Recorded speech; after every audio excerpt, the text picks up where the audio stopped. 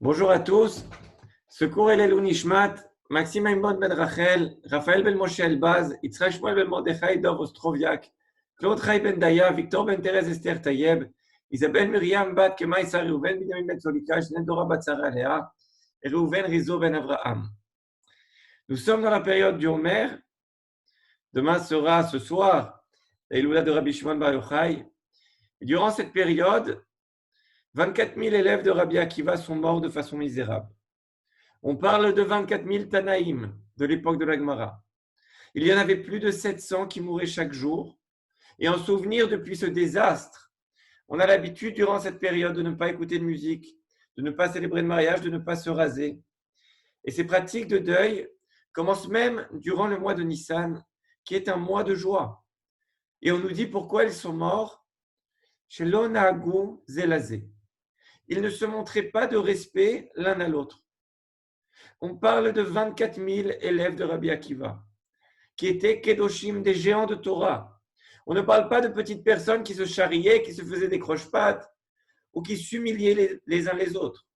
Alors, qu'est-ce que ça veut dire? Shilonahagu zelazé. Ils ne se montraient pas de respect l'un à l'autre. Le Rav Eliyahu Lopian, amené par le Rav Mansour, nous dit que plus une personne se perfectionne dans son domaine, plus elle devient intolérante et impatiente à la moindre erreur dans ce domaine. Si vous avez par exemple un ami qui joue bien du piano, vous serez très impressionné, mais si c'est Mozart qui entend votre ami, il aura sûrement de nombreuses remarques à faire. Car Mozart est un expert dans son domaine et sa maîtrise le rend sensible à la moindre erreur. Il en est de même pour une peinture. Celui qui n'est pas expert pourra trouver un tableau sublime. Mais si vous amenez Michel-Ange, il regardera avec un œil très critique s'il voit la moindre imperfection. Vous-même, dans des choses plus simples, si vous avez l'habitude de faire un très bon plat ou un plat que votre femme fait à la perfection, vous serez très sensible si vous mangez ce plat chez quelqu'un d'autre, s'il manque une épice ou un détail dans la cuisson. Le Rav Lopian nous dit que les élèves de Rabbi Akiva étaient tous des experts dans leur propre domaine. Ils étaient tous excellents, mais pas forcément dans le même domaine. Chacun avait naturellement une expertise particulière. Un était sûrement meilleur en Gemara, l'autre en Halacha, l'autre en Moussar. L'autre accomplissait sûrement plus d'actes de bonté. Mais celui qui avait atteint une perfection dans un domaine n'arrivait plus à supporter la moindre brèche chez l'autre dans ce même domaine. C'est en fait leur grandeur qui a entraîné leur chute. On ne se rend pas compte de la perte que représente la mort de ces 24 000 élèves pour la Torah et la force et le courage dont Rabbi Akiva a eu besoin pour tout réenseigner à nouveau à 5 étudiants après un tel désastre. Quasiment toute la Torah que l'on a aujourd'hui a été transmise par ces 5 élèves. On peut donc imaginer ce qu'on aurait comme Torah s'il n'y avait pas eu ce désastre avec la mort des 24 000 élèves. Un de ces 5 étudiants, de ces 5 élèves à qui Rabbi Akiva a tout réappris, était Rabbi Shimon Bar Yochai. Rabbi Shimon est resté 12 ans dans la grotte avec son fils et il a écrit le texte le plus profond, le Zohar, la Kabbale. Au bout de 12 ans, il sort et il voit un homme en train de labourer le champ. Rabbi Shimon, qui pendant 12 ans s'était complètement déconnecté du matériel pour aller dans les plus grandes sphères spirituelles, ne comprend pas comment on peut échanger l'éternité, l'infini, le spirituel qu'offre l'étude de la Torah pour quelque chose de fini comme labourer un champ. En regardant ce monsieur labourer, Rabbi Shimon le brûle de son regard. Il voit alors un autre homme en train de semer et il le brûle également du regard. Hachem lui dit, une voix sort du ciel et dit, Rabbi Shimon, tu n'es pas sorti de la grotte pour détruire mon monde. Et il le fait retourner dans sa grotte 1 an pour se calmer. Mais qu'est-ce qui est arrivé à Rabbi Shimon Bar Yochai? Pourquoi une personne aussi grande que Rabbi Shimon se met à brûler celui qu'il regarde? Il lui arrive en fait la même chose que ce qui est arrivé aux 24 000 élèves et la même chose qui pourrait nous arriver dans n'importe quel domaine. Il avait atteint une telle maîtrise de la Torah et de ses plus grandes profondeurs. Il s'était tellement déconnecté du matériel. Il avait atteint une telle perfection qu'il en avait perdu sa tolérance. Hachem lui dit, Rabbi Shimon, va te calmer pendant 1 an et quand tu seras prêt, tu pourras enfin sortir. Et c'est une très grande leçon. La Torah est absolument sublime et chaque juif se doit de l'apprendre, de l'accomplir et de la respecter. Mais plus on devient religieux et plus on devient observant, plus on risque de tomber dans le piège, de perdre notre tolérance et notre patience envers ceux qui ne seraient pas à notre niveau. Chachamim enseigne que chacun a été créé avec un potentiel différent. Pour qu'Hachem soit servi sous tous les angles, on ne peut pas attendre des autres qu'ils soient à notre niveau. Si Hachem avait voulu qu'il y ait des millions de Rabbi Shimon qui pouvaient vivre avec juste un caroubier dans une grotte et étudier nuit et jour, Hachem aurait créé des millions de Rabbi Shimon. Mais Hachem en a créé 2, Rabbi Shimon et son fils. Hachem a fait qu'il y ait un paysan qui laboure le matin et étudie l'après-midi. C'est son potentiel. Tu ne peux pas imposer ta vision parce que tu comprends des choses élevées, car ton potentiel est simplement différent. Dans un opéra philharmonique, il y a les percussions, le piano, le saxophone, le violoncelle, le chef d'orchestre et le maître de concert, le violon principal. Alors, qui est plus important, le maître de concert ou celui qui joue du triangle au fond de la salle?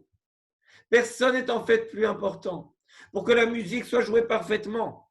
Bien sûr, le maître de concert contribue plus, mais c'est parce que son potentiel, son instrument est plus grand. Rabbi Shimon et les 24 000 élèves étaient tous des maîtres de concert, mais ils ne supportaient plus celui qui jouait du triangle. Et pourtant, aussi grand soit le maître de concert, la musique ne peut pas être parfaite si celui qui joue du triangle est absent. Am Israël est un grand orchestre, l'orchestre de la Torah. Et on doit tous accomplir les mitzvot. Mais on voit beaucoup trop d'intolérance. Car chacun pense détenir la vérité sur la voie unique de servir Hachem, qui est infini. Quelle folie! Am Israël est comme une grande armée, l'armée d'Hachem. Il ne peut pas y avoir que des généraux dans cette armée. Il y a les Litaï, les Sfarad, les Chabad, les Breslev, les Chassidim et d'autres. Et chacun de ces groupes a un domaine dans lequel il excelle particulièrement. Et chacun se targue d'être le meilleur dans ce qu'il considère être la chose la plus importante de la Torah.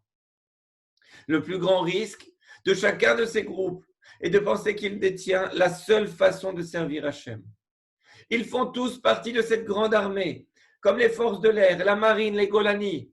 Et on comprend bien que de n'avoir qu'une seule de ces forces dans l'armée serait catastrophique. Il y avait 12 tribus dans Am Israël, pas une. La Gemara écrit d'ailleurs que quand Mashiach viendra, Akadosh Baruch Hu va organiser une danse pour les tzadikim. Tous les tzadikim danseront dans une danse qui s'appellera un machol. Un machol, c'est une danse circulaire. Et Hachem sera au centre de cette danse. Et Rabbi Akiva Eger demande pourquoi spécifiquement une danse circulaire. Pourquoi un machol à tzadikim? Il dit une chose magnifique. Car dans une danse circulaire, chacun est à équidistance du centre. Personne n'est plus proche du centre que l'autre. Cette danse de Mashiach sera une danse d'unité. Tous les rabbanim seront ensemble, Chassidim, Sfaradim, Litaïm, Chabad, Breslev, Ashkenazim. Et Hachem sera au milieu.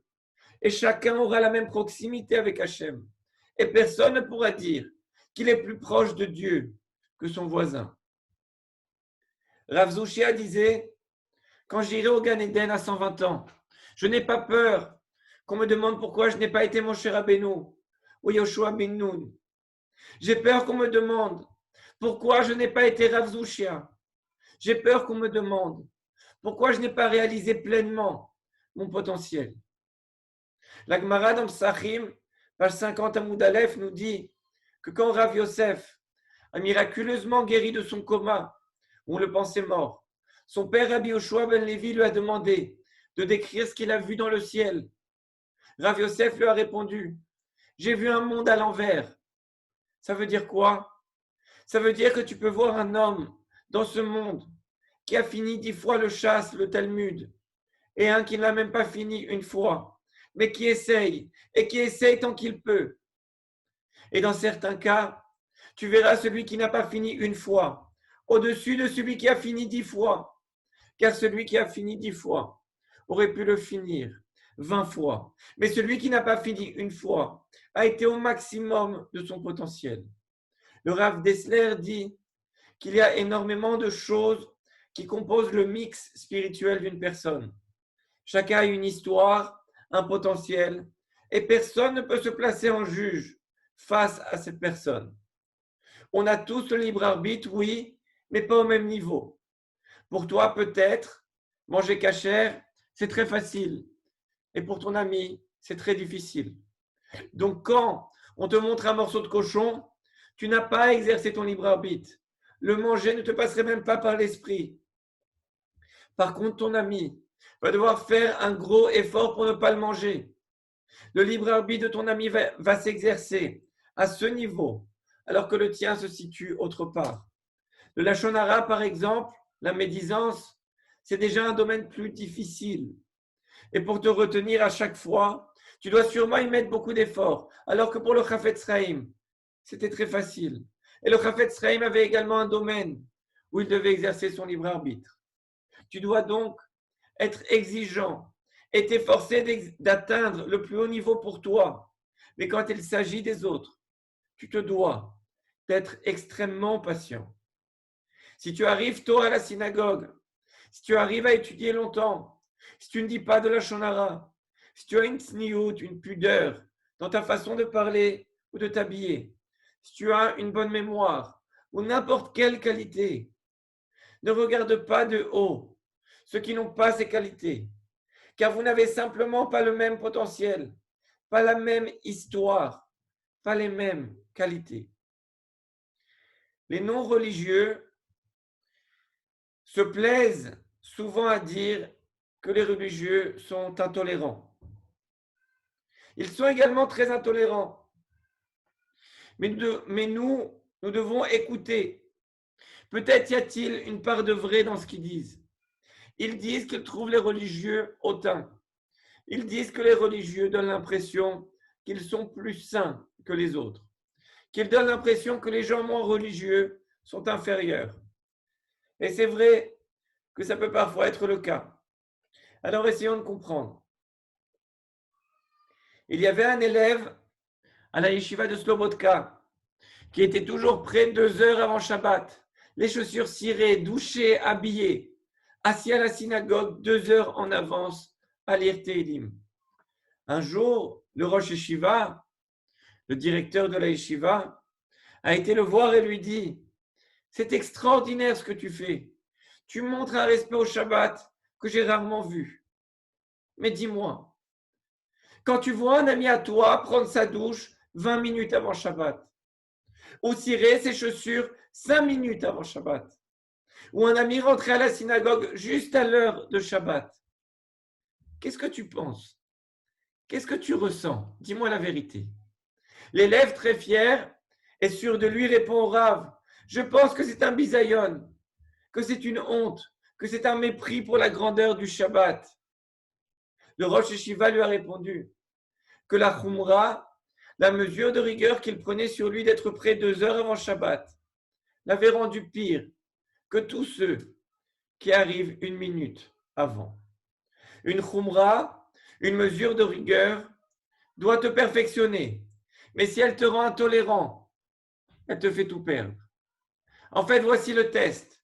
Si tu peux prendre sur toi une khumra, une mesure de rigueur, sans ressentir que tu es mieux que ceux qui ne font pas cette khumra, alors tu peux prendre sur toi cette mesure de rigueur. Si tu peux, par exemple, prier au Netz, au lever du soleil tous les matins et ne ressentir aucune supériorité par rapport à ceux qui arrivent pour prier à 8 heures, Si tu peux manger Chalav Israël ou Méhadrin sans avoir la moindre once de mépris par rapport à ceux qui mangent kasher de façon plus simple, alors là, tu peux prendre la Khumra. Mais sinon, fuis la Khumra à la mesure de rigueur, comme la peste, car tu es en train d'utiliser les mitzvot d'Hachem pour te remplir d'orgueil. Et la gava, l'orgueil, est probablement ce qu'il y a de plus détestable aux yeux d'Hachem. Le Rav Yosef Karo, l'auteur du Shulchan Aruch, étudie avec un ange. Et le fruit de cette étude est rapporté dans un livre qui s'appelle le Maggid Mesharim. Ce livre était un journal sur les révélations du Maggid, cet ange descendu du ciel. Et ce livre donnait des détails sur les dates précises de leur rencontre et sur leur activité. Là-bas, l'ange dit à Rabbi Yosef Karo qu'il doit étudier du Moussar. Et il lui conseille un livre, le Chovot Alevavot. Vous savez, certains livres ont de très belles lettres d'approbation de grands rabbanim au début du livre. Le Chovot Alevavot a mieux que ça. C'est l'approbation directe de Shamaïm du ciel, de l'ange, envoyé par Akadosh Baruch Hu. Je vais vous lire un passage du Chovot Alevavot qui se trouve dans Sha'ar HaTshuva, Chet. Là-bas, il est écrit, on connaît l'enseignement qui dit que là où le Baal Tshuva se tient, le juste parfait ne peut pas se tenir. Ça vient d'une Gemara dans Brachot, page 34 à Moudbet. Le Chovot Alevavot demande dans quel cas cette affirmation est vraie, qu'un Baal Tshuva se tient au-dessus d'un juste parfait. Un vrai Baal Tshuva n'est peut-être pas au niveau du tzaddik, mais il a une protection par rapport au tzaddik. Il se souviendra toujours de ce qu'il a fait dans le passé. Et ça le gardera toujours à un certain niveau d'humilité. Quand on se lèvera devant lui, quand on lui dira tzaddik, quand on le flattera, au fond de lui, il se dira, si seulement il savait ce que j'ai fait dans le passé. Et ça le protégera de toute montée d'orgueil. Il dit, mais par contre le tzaddik n'est pas assuré que son cœur ne deviendra pas fier et hautain à cause de ses bonnes actions justement. Et le Chovot Alevavot dit quelque chose d'extraordinaire. C'est que parfois, un péché est plus utile pour le Baal Tshuva que toutes les bonnes actions du tzaddik. Et parfois, une bonne action est plus destructrice pour le tzaddik que tous les péchés du Baal Tshuva. Je répète une fois, et bien sûr, si ça n'était pas le Chovot Alevavot et qu'il n'y avait pas une askama de Shamaïm là-dessus, je n'oserais même pas le dire. Mais je vous répète ce qui est écrit. Parfois, un péché est plus utile pour le Baal Tshuva que toutes les bonnes actions du tzaddik. Et parfois, une bonne action est plus destructrice pour le tzaddik que tous les péchés du Baal Tshuva. De quel cas parle-t-on? C'est dans le cas où le tzaddik développerait de la fierté, de l'hypocrisie, de l'amour des compliments, suite justement à une bonne action. Alors, cette bonne action serait plus destructrice que tous les péchés du Baal Tshuva. Qu'on se comprenne bien. Bien sûr que les bonnes actions du tzaddik sont un srout pour lui, mais elles sont d'une certaine façon, il n'y a pas là-dedans le magen, le bouclier pour se protéger de l'orgueil. Alors, le Chovot Alevavot poursuit et dit qu'un sage a dit une fois à ses étudiants, si vous n'aviez aucun péché, j'aurais peur de vous. À cause de ce qui est plus grave que le péché. Alors les élèves ont demandé, ah bon, mais qu'est-ce qui est plus grave que le péché, que la Avera? Et le sage a répondu, la fierté et la flatterie.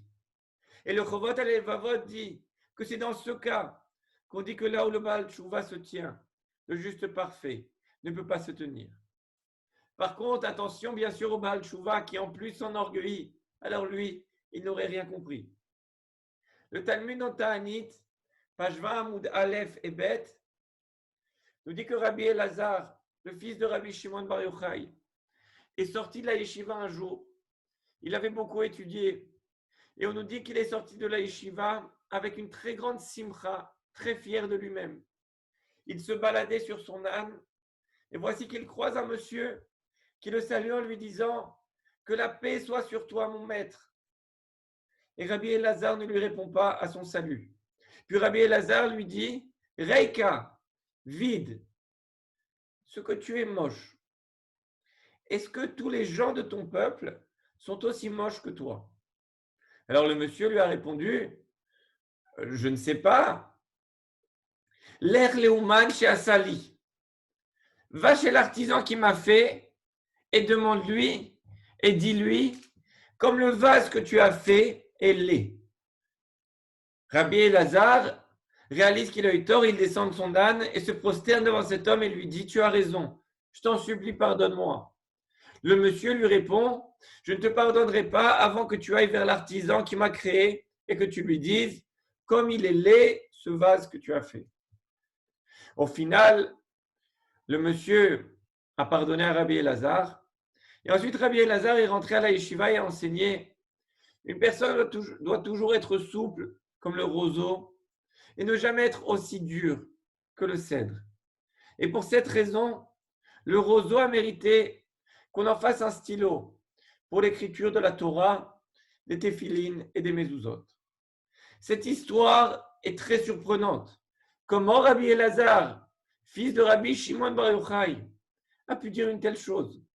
C'est grossier de voir quelqu'un qui n'est pas beau et de se moquer de lui en l'insultant et en insultant toute sa ville. Rabbi Elazar ne se référait pas à une référence physique, mais plutôt à son niveau spirituel. Rabbi Elazar trouvait que ce monsieur ne connaissait pas assez de Torah, qu'il n'apprenait pas assez. Donc il lui dit, ce que tu es moche spirituellement. Le monsieur voit l'erreur de Rabbi Elazar. Rachid dit d'ailleurs que ce monsieur, c'était Eliyahu Hanavi, qui était là pour donner une leçon d'humilité à Rabbi Elazar. Donc, Rabbi Elazar est resté dans sa cave pendant très longtemps et a percé les secrets de la Torah avec son père, Rabbi Shimon Bar Yochai. Et il se permet de donner des leçons à ceux qui travaillent. Le monsieur lui répond, va voir l'artisan, va voir le créateur. Je fais ce que je peux avec mon potentiel et tu fais ce que tu fais grâce à ton potentiel. Et si tu as un problème avec Hachem, à savoir pourquoi il ne m'a pas donné ton potentiel, alors demande-lui. Après être sorti de la grotte, après qu'Hachem lui ait dit d'y retourner 1 an, Rabbi Shimon Bar Yochai et Rabbi Elazar ont vu un homme âgé en train de courir la veille de Shabbat. Et ce monsieur portait 2 branches de myrte. Alors Rabbi Shimon lui demande, pourquoi cours-tu? Il répond, c'est pour Shabbat.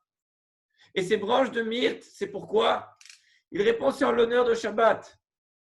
Alors Rabbi Shimon dit, mais une branche suffirait pour Shabbat. Il répond, non. Une pour Shamor, la mitzvah de garder le Shabbat, et une pour Zachor, la mitzvah de s'en souvenir. Rabbi Shimon a été impressionné. Il dit, comme il est beau ce peuple.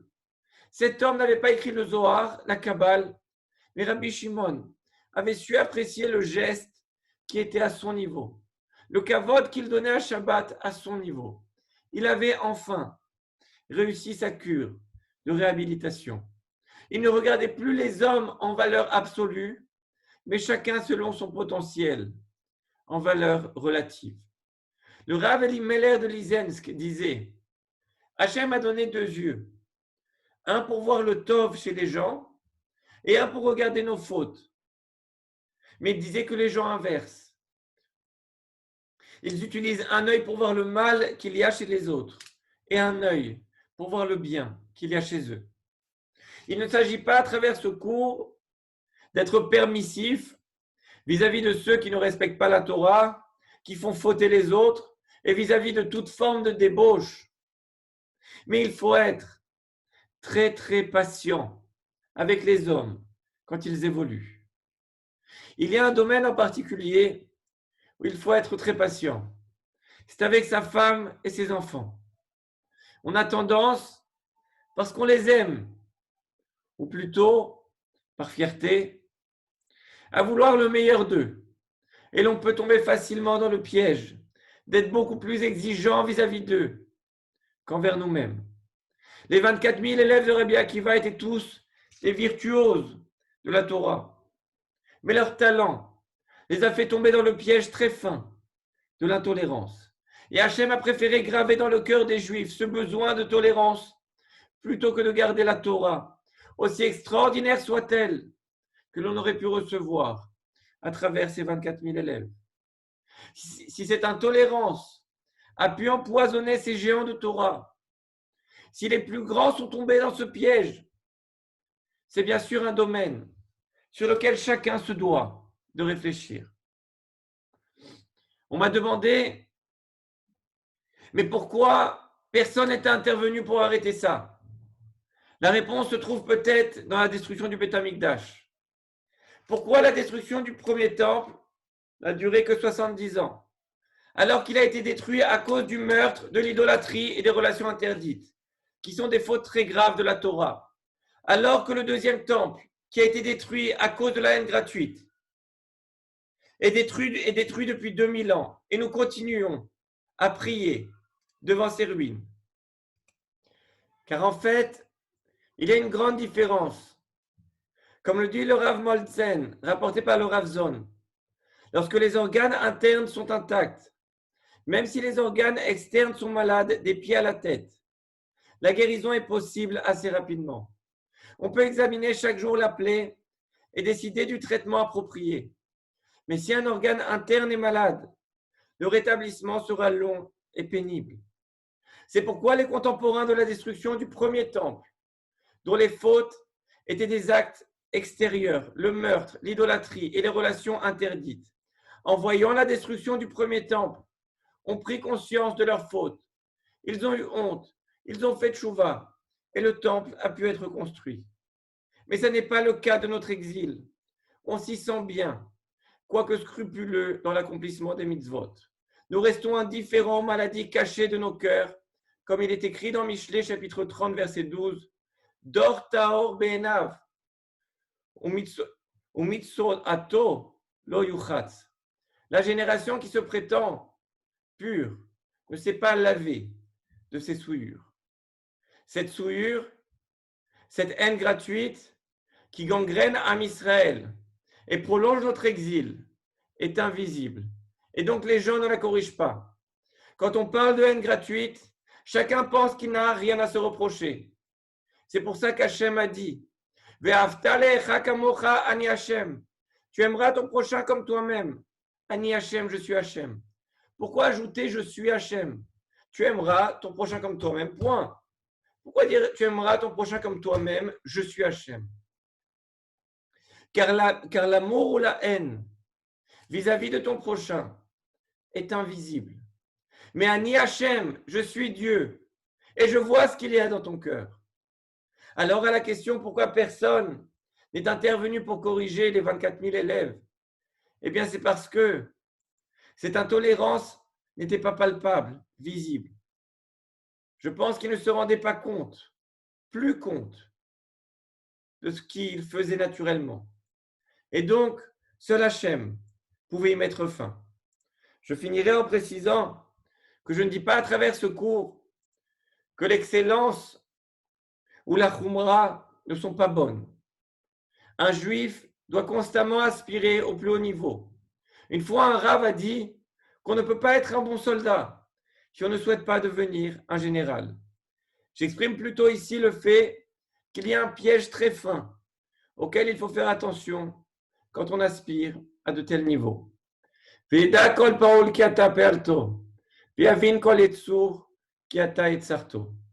toute chose qui a été créée sache qu'Hachem est son créateur et que chaque chose qui a été façonnée sache qu'Hachem en est la source.